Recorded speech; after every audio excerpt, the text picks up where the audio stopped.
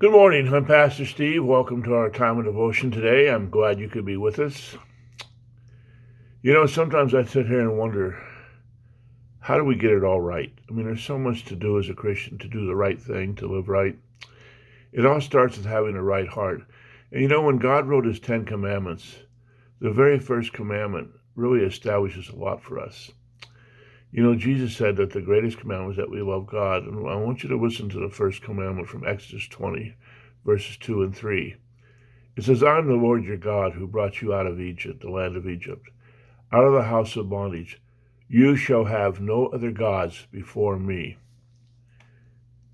Now, if I would have written the 10 Commandments, I might have prioritized them different. I don't know.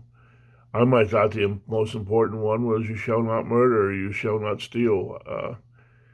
After all, no matter how our cultures go, it seems like we could all agree that murder and stealing are wrong.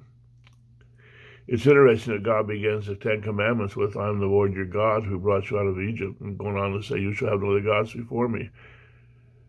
The first commandment deals with everything Jesus said. You shall love the Lord your God with all your heart and all your soul and all your mind and all your strength. This is the first commandment. He said that in Mark 12.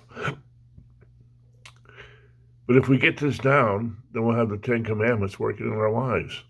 Because we love God with all our heart, all our soul, and our mind, so we won't have other gods before him. We won't bow down to false images of God or take his name in vain. If we love God with our heart, soul, and mind, we'll set aside a day to worship him.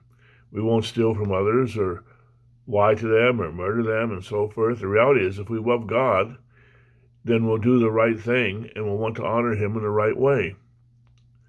It all starts with God's place in your heart and in your lives, because we serve what we worship. If God isn't number one in your life, then everything else will be in chaos. But if God is number one in our lives, then everything else will find its proper balance. So decide today, love God with all your heart and all your mind. Put nothing before him. Put God first in your heart, and everything else will fall into place. I hope this helps you. I hope you have a wonderful day. May God bless you. See you again tomorrow.